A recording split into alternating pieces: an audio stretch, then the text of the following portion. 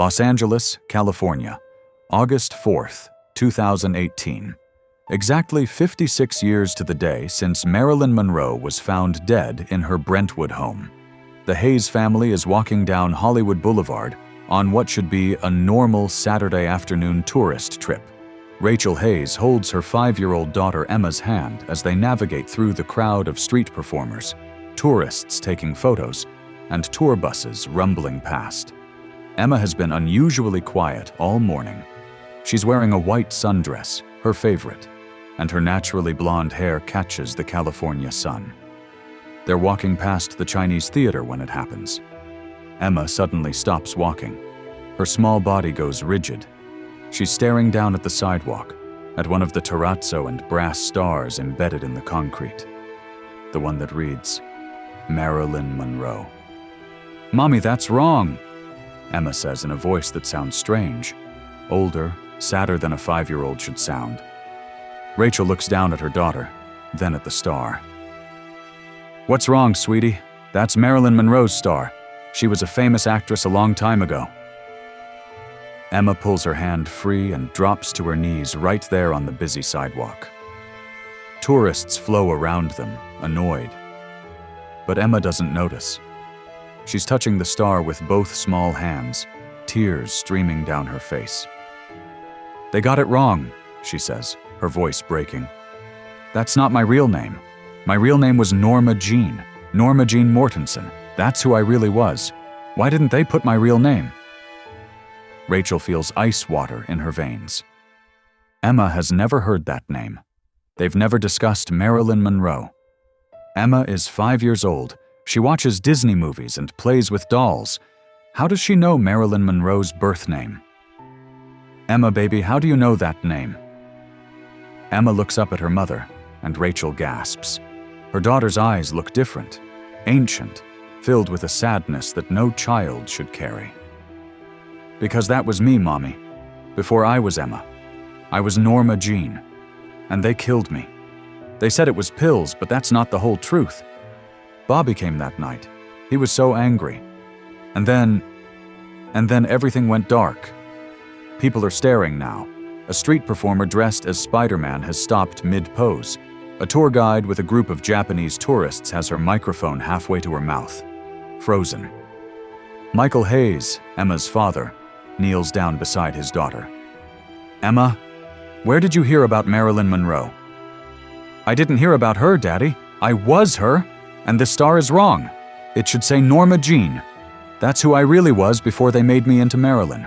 The blonde hair, the red lips, the dumb blonde act. That wasn't me. That was what they wanted me to be." Rachel and Michael exchange terrified looks. Their daughter is having some kind of episode. But before they can lift Emma up, before they can take her away from the growing crowd, Emma does something that will change their lives forever. She begins to sing. Not a children's song, not a Disney tune. She sings, "Diamonds are a girl's best friend," in a breathy, perfectly pitched voice that sounds exactly, impossibly, horrifyingly exactly, like Marilyn Monroe.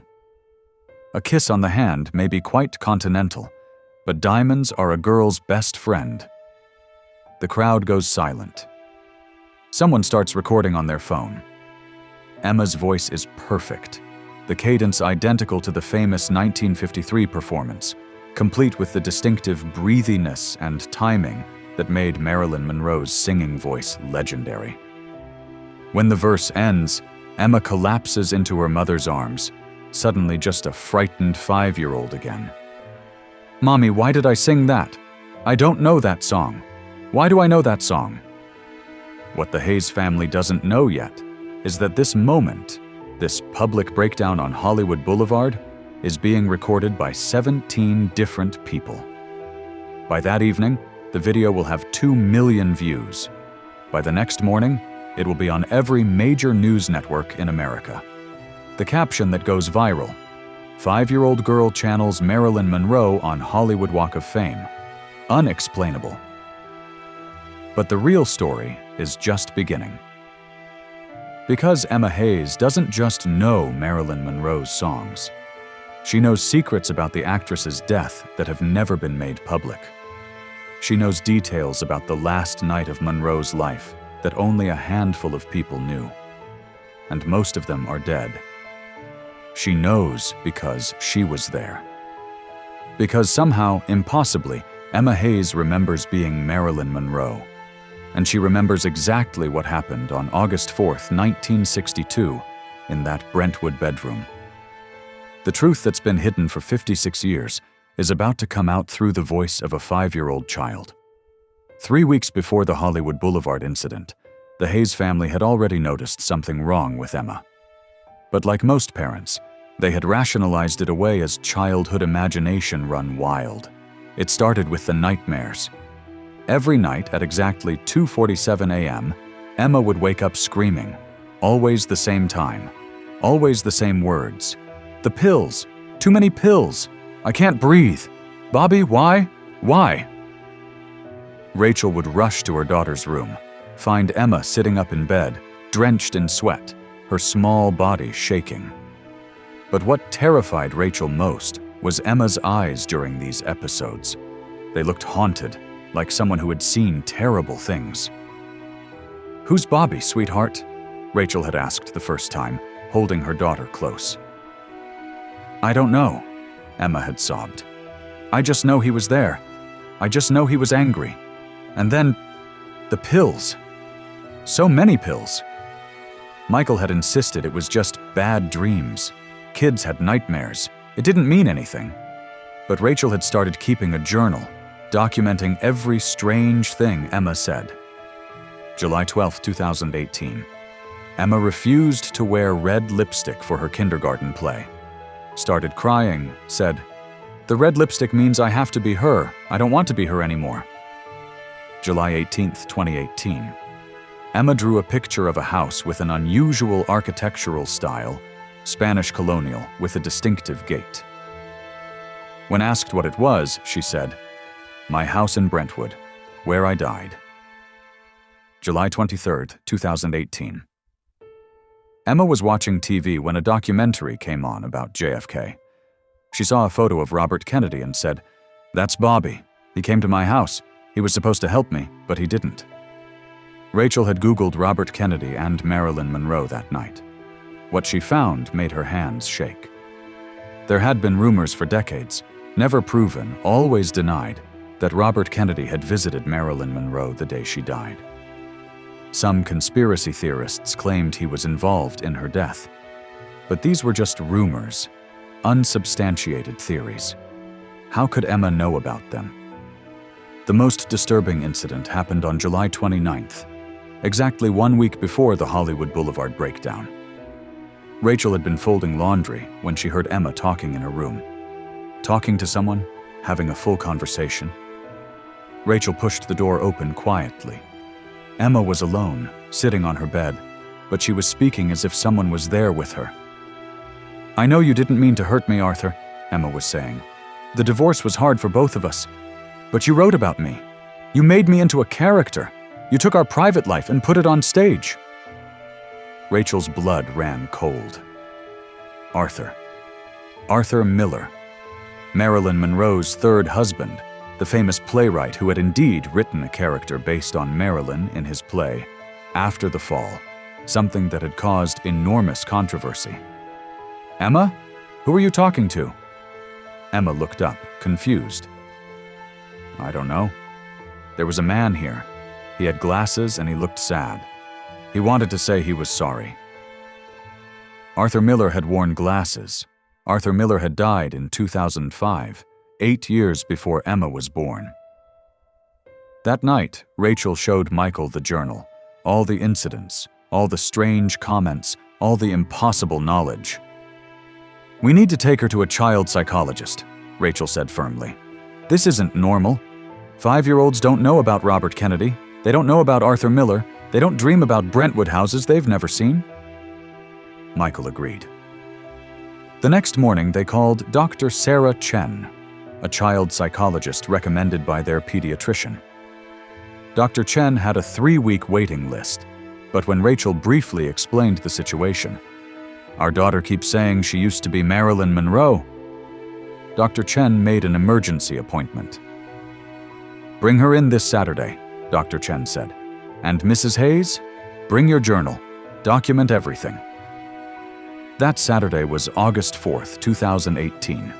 They never made it to Dr. Chen's office, because on the way there, Michael had suggested they walk down Hollywood Boulevard first, take Emma's mind off things with some tourist sites. That's when Emma saw the star. That's when everything exploded into public view. Now, 3 hours after the viral video, the Hayes family sits in their small apartment in Burbank. Emma is asleep in her room, exhausted from the emotional breakdown. Rachel's phone hasn't stopped ringing. News channels, talk shows, paranormal investigators, everyone wants to interview the girl who sang like Marilyn Monroe. Michael has turned off the TV after the third news segment featuring their daughter. "We can't let her become a spectacle," he says. But Rachel is staring at her laptop screen. She's found something that makes her hands tremble so badly she can barely type. "Michael, look at this." She shows him the screen. It's an article from the Los Angeles Times archives, dated August 5th, 1962, the day after Marilyn Monroe's death. The article mentions that Monroe's body was discovered at approximately 3:30 a.m. on August 5th. But the timeline suggests she died sometime between midnight and 2:47 a.m. on August 4th.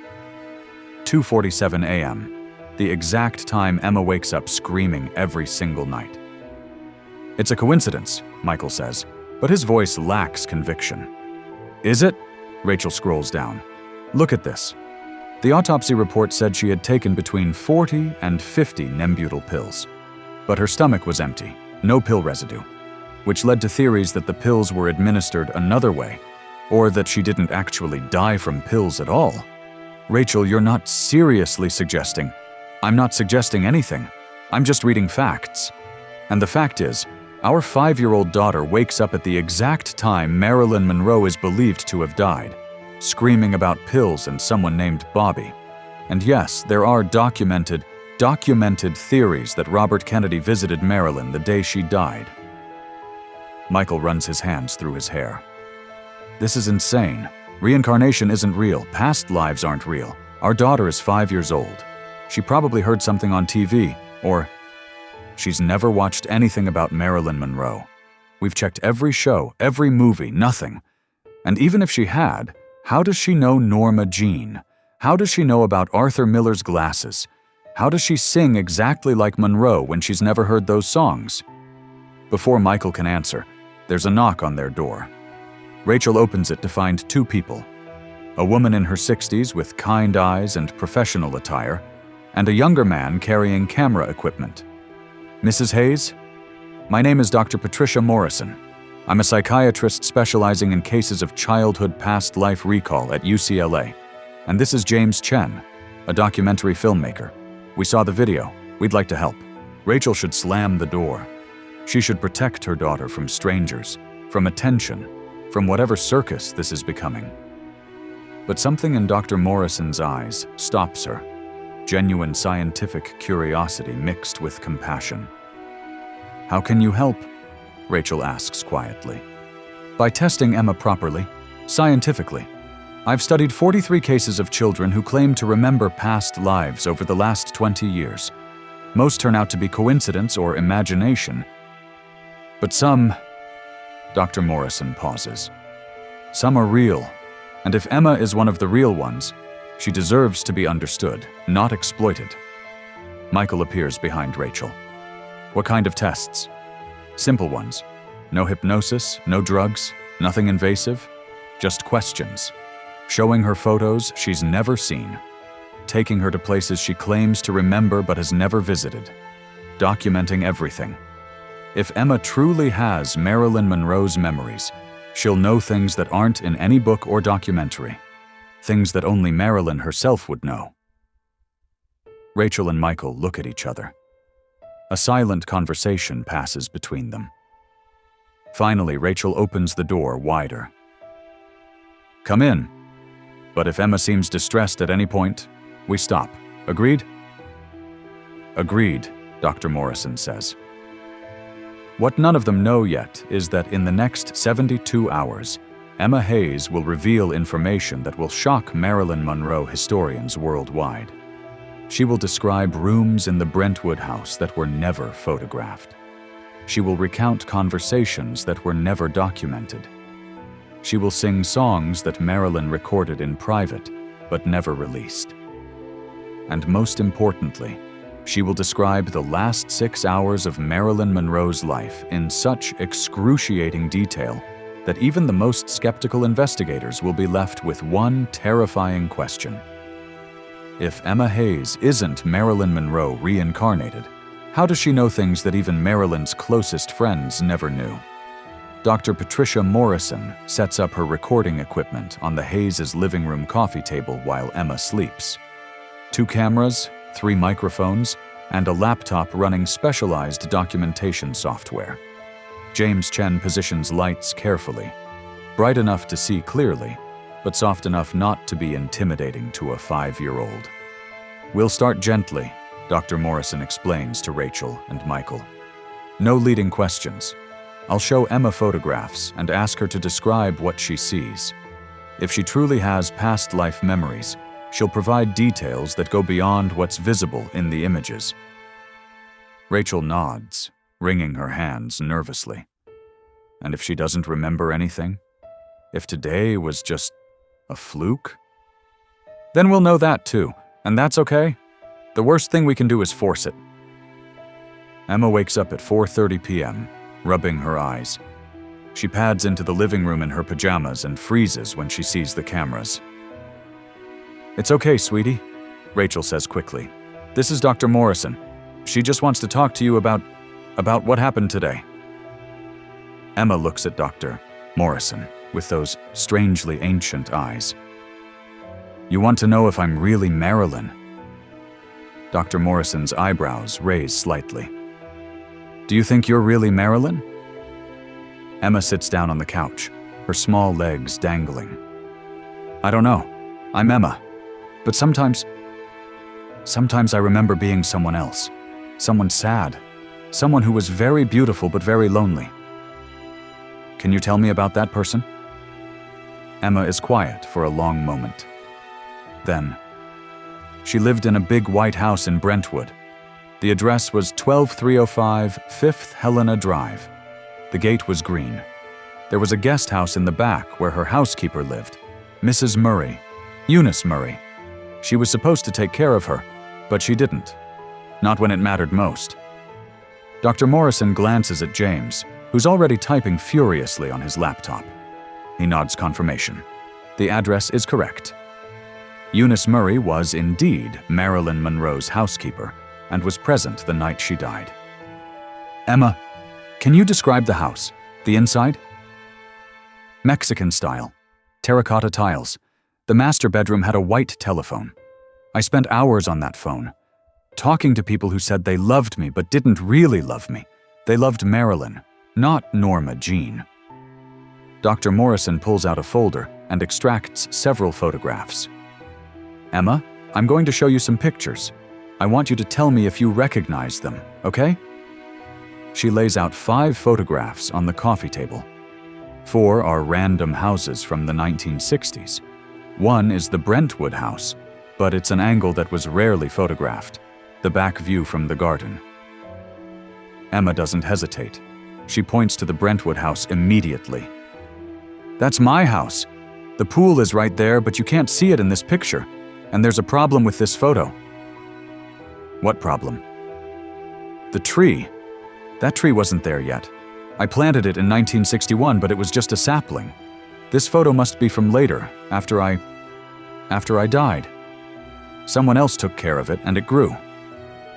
James checks his laptop again, his face pale. Dr. Morrison, I'm finding articles about the property. A tree was indeed planted in the backyard in 1961. Mexican fan palm. This photograph is dated 1965. Dr. Morrison keeps her voice steady, professional, but Rachel can see her hands shaking slightly as she pulls out another set of photos. "Emma, I'm going to show you some pictures of people. Tell me if you know who they are." She spreads out 8 headshots. Most are random actors from the 1950s and 60s, but 3 are significant: Arthur Miller, Joe DiMaggio, and Robert Kennedy. Emma studies them carefully. She touches Arthur Miller's photo. "Arthur, my 3rd husband.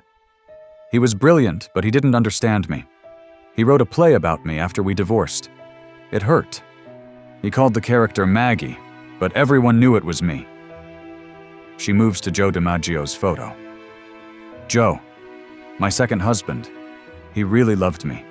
Not Marilyn. Me. He wanted me to quit Hollywood, be a housewife, have babies. I couldn't do it. I regret that now. He was the only one who really loved me." Then her small finger hovers over Robert Kennedy's photo. She doesn't touch it. "Bobby," she whispers. "He came to the house that day, August 4th. He was supposed to help me, but everything went wrong. There was yelling. Peter was there too, Peter Lawford. They were fighting about something, about Jack, about what I knew." Dr. Morrison leans forward. "What did you know, Emma?" Emma's eyes fill with tears. "Secrets. I knew secrets about Jack, about President Kennedy. Bobby was afraid I would tell. But I wouldn't have told. I loved Jack. I would never hurt him." Michael stands up abruptly. "Okay, this is too much. She's 5 years old. She shouldn't be talking about presidents and secrets and—" "Daddy, it's okay," Emma says calmly. "I need to tell the truth. That's why I came back, so people know the truth." Dr. Morrison pulls out a photograph that no one except scholars and Monroe estate archivists have ever seen. It's a picture of Marilyn's bedroom in the Brentwood house, taken during the police investigation after her death. It's never been published publicly. "Emma, can you describe what's wrong with this photograph?" Emma studies it carefully. "The pill bottles. They're arranged wrong. I didn't put them on the nightstand like that. And the phone, the cord is unplugged. Someone unplugged it. I tried to call for help, but the phone was dead." Dr. Morrison's voice catches. "How do you know the phone was unplugged, Emma?" "Because I tried to call Joe. When I felt sick. When I realized something was wrong with the pills. I picked up the phone, but there was no dial tone. Someone had cut the line or unplugged it. I couldn't call anyone. I was alone." James is frantically searching on his laptop. "Dr. Morrison, there are conspiracy theories about the phone line being disconnected. Some investigators claimed the phone records showed no outgoing calls after 7 p.m., which was unusual for Monroe, who typically made calls late into the night." Rachel is crying now. "Emma, baby, how do you know these things?" "I don't know, Mommy. I just remember, like a movie in my head. Sometimes when I close my eyes, I can see that night. I can feel how scared I was." Dr. Morrison makes a decision. "Mr. and Mrs. Hayes, I know this is overwhelming, but I think we need to take Emma to the Brentwood house. The current owners are private people, but I have contacts. If Emma can navigate the house, describe rooms she's never seen, provide details that only someone who lived there would know, it would be the most compelling evidence we could gather." "The house is still standing?" Michael asks. "Yes, it's been renovated several times, but the basic structure is the same. It's currently owned by a Hollywood producer who's very private. But for something like this..." Dr. Morrison pulls out her phone. "I think I can arrange access." 3 days later, on August 7, 2018, a small convoy of vehicles pulls up to 12305 5th Helena Drive. The house is hidden behind tall hedges and a green gate, exactly as Emma described. The current owner, Richard Baxter, a film producer who bought the property in 2010, has agreed to allow them inside for 2 hours. He meets them at the gate, skeptical but curious. "I've had everyone from ghost hunters to Kennedy conspiracy theorists beg to get into this house," he says. "I've always said no.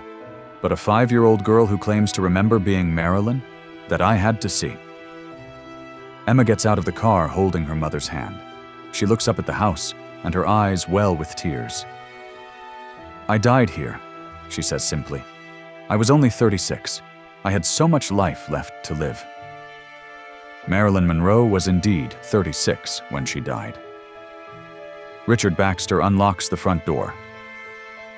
I've renovated extensively, he warns. The interior is quite different from 1962.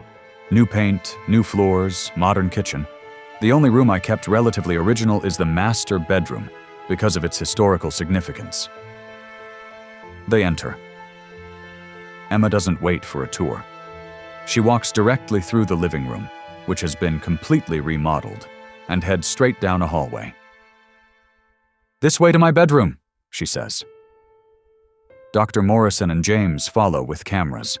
Rachel and Michael hold hands, terrified and fascinated. Emma stops at a doorway. "This is it. But it's different. The walls were lighter. Mexican tiles on the floor, not this wood. And the bed." She walks to where a modern, king-sized bed sits. The bed was against this wall. White sheets. I was lying here when Mrs. Murray came in and found me. Richard Baxter's skepticism is wavering. The bed was against that wall. I saw photographs from the police report when I purchased the house. I moved it to get better natural light. Emma walks to the window. I could see the garden from here, the palm tree, the pool. Sometimes at night I would sit here and look out and feel so alone. Even with all the people who said they loved me, I was so alone. "Emma," Dr. Morrison says gently, "can you tell us what happened that night? The night of August 4th, 1962? Emma closes her eyes. When she speaks, her voice sounds different, older, tired. "Bobby came in the afternoon, around 4 p.m. He was angry. We fought about Jack, about President Kennedy. He said I needed to stop calling, stop threatening to go public about our relationship. But I wasn't threatening. I just wanted to talk to Jack. I missed him." She pauses, tears streaming down her face. "Bobby left around 7 p.m. I was upset. I took some Nembutal, my sleeping pills. I'd been taking them for years. Just a normal dose at first, maybe 8 or 10 pills. But I was so sad. So tired of being Marilyn. Tired of the pressure, the cameras, the men who used me." "What happened next?" Dr. Morrison asks. "I took more pills. I don't remember exactly how many. I was in my bedroom. Mrs. Murray was in the guest house. I tried to call Joe DiMaggio, but the phone didn't work. I started feeling dizzy, sick. I tried to get to the door, to call for help, but my legs wouldn't work." Emma's small body is shaking now. Rachel moves to stop this, but Dr. Morrison holds up a hand. "Wait." "I fell on the bed. The room was spinning. I knew something was very wrong. I'd taken too many, but I couldn't move. Couldn't call out. I just faded away. It was dark and cold, and I was so alone." Emma opens her eyes. They're red from crying. "That's what I remember. That's how I died. Not murder, not conspiracy, just a sad woman who took too many pills because she was tired of hurting." The room is silent except for Emma's quiet crying. Then Richard Baxter speaks up, his voice shaking. "There's something I should show you. I found it during renovations. I've never shown anyone because I didn't know what to make of it." He leads them to the master bedroom closet. Behind a false panel in the back wall, a space he discovered accidentally while updating the electrical system, there's a small hidden compartment. "I found this inside." He pulls out a small wooden box. Inside the box is a letter, handwritten. Dated August 3rd, 1962, one day before Marilyn died. Dr. Morrison carefully unfolds it with gloved hands. The handwriting has been authenticated by previous owners as Marilyn's. The letter reads, "To whoever finds this, if anyone ever does. I'm tired. So tired. The pills help me sleep, but I need more and more of them. I'm afraid one day I'll take too many and not wake up." Bobby came by today. He's worried I'll talk about Jack. But I won't. I loved Jack. Love. Present tense, even though it's over. Joe called too. He still cares. He's the only one who ever really did. If something happens to me, I want people to know it wasn't anyone's fault. Sometimes the loneliness is just too much.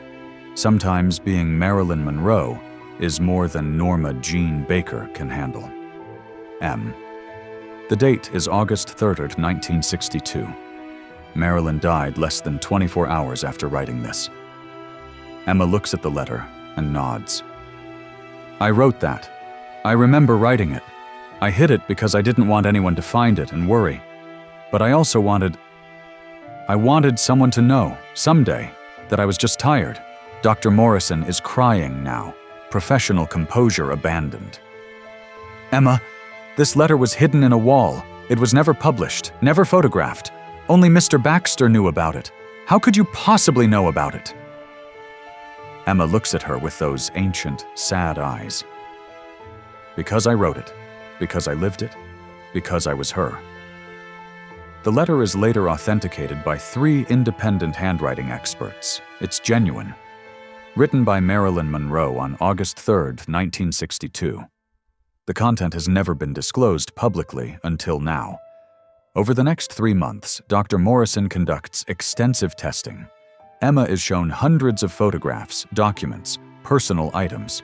Her accuracy rate is 94%. She identifies people Marilyn knew, places she visited, events from her life with impossible precision. But the most compelling evidence comes from an unexpected source. In October 2018, Dr. Morrison arranges a meeting with someone Emma has been asking about constantly. I want to see Joe. Is Joe still alive? Joe DiMaggio died in 1999, 19 years ago. But his adopted granddaughter, Paula DiMaggio, is very much alive. She's 62 years old now, and she agrees to meet Emma after seeing the documented evidence. They meet in a neutral location, a conference room at UCLA. Paula DiMaggio walks in skeptical, arms crossed. I don't believe in reincarnation, she says bluntly, but I owed it to my grandfather to at least meet this child. Emma is coloring at a table. When she sees Paula, she drops her crayon and runs over. You look like Joe, Emma says. You have his eyes. How is he? Does he still bring flowers to my grave? Paula's tough exterior cracks. How do you know about the flowers? Because he promised. After we divorced, after everything fell apart, he promised he'd always take care of me, even after I was gone. He said he'd bring roses. Paula sits down hard.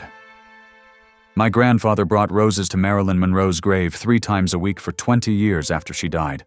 He never spoke about it publicly. He made me promise never to tell the press. How could you know that? Because Joe loved me. Really loved me. Not Marilyn the movie star. Me. Norma Jean. The broken girl who just wanted someone to love her for real. Paula is openly crying now. He did. He never stopped loving you. Never remarried. He called you the love of his life. Even my grandmother, his first wife, knew that you were his real love. Emma takes Paula's hand with her small 5-year-old fingers. Tell him thank you, wherever he is now. Tell him I remember his love. Tell him it's the only thing that made being Marilyn bearable. I will, Paula whispers. I'll tell him at his grave, right next to yours. The meeting lasts 3 hours.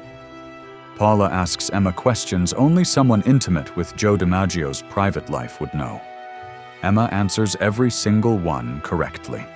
She describes Joe's apartment, his habits, the way he drank his coffee, the nickname he called her that no one else knew, Cupcake. By the end, Paula DiMaggio becomes Emma's most vocal advocate. She releases a statement. I don't know how to explain what I witnessed, but that little girl knows things about my grandfather that were never public. She knows the man, not the legend. I believe she was Marilyn Monroe. I don't know how it's possible, but I believe it. The story explodes worldwide. Scientists debate, skeptics try to debunk, but the evidence keeps mounting. The hidden letter authenticated. The phone line detail confirmed by reinvestigation. The accuracy of Emma's descriptions. Paula DiMaggio's testimony. The nightmares at 2:47 a.m. The estimated time of death. Dr. Morrison publishes her findings in the Journal of Consciousness Studies. The Emma Hayes case. Comprehensive evidence of past life recall. It becomes the most downloaded paper in the journal's history. But Emma herself? She just wants to be a normal little girl. By age 7, in 2020, the memories are fading. She still remembers some things. Joe's kindness, the loneliness, the Brentwood house. But the intensity is diminishing. It's like Dr. Morrison said it would be, Emma tells her mother. I'm becoming more Emma and less Marilyn, but I'll always remember the important thing. What's that, sweetheart? That Marilyn Monroe wasn't just a sex symbol or a tragic story. She was a real person, Norma Jean. And she was sad and lonely, and she made a mistake. She took too many pills. But she wasn't murdered. She wasn't killed by the Kennedys or the mob or anyone else. She was just tired. And sometimes people who are tired make permanent decisions about temporary problems. Rachel hugs her daughter. You've given her peace, Emma. You've told her truth. That's why I came back, Emma says simply. To tell the truth. So people would stop making up stories about how she died and just remember that she was human. That's all she wanted. To be seen as human. Epilogue. August 4th, 2024. Emma Hayes is 11 years old. She lives a relatively normal life now, though she occasionally gives interviews about her experience. The intense memories have faded to gentle echoes. Today is the 62nd anniversary of Marilyn Monroe's death. Emma and her parents visit the grave at Westwood Village Memorial Park Cemetery. Someone has left fresh roses. They're always there, even though Joe DiMaggio died years ago. His family continues the tradition. Emma places a small bouquet of wildflowers next to the roses. Thank you, Norma Jean, she whispers. Thank you for trusting me with your truth. As they walk away, a woman approaches. She's elderly, in her 80s, leaning on a cane.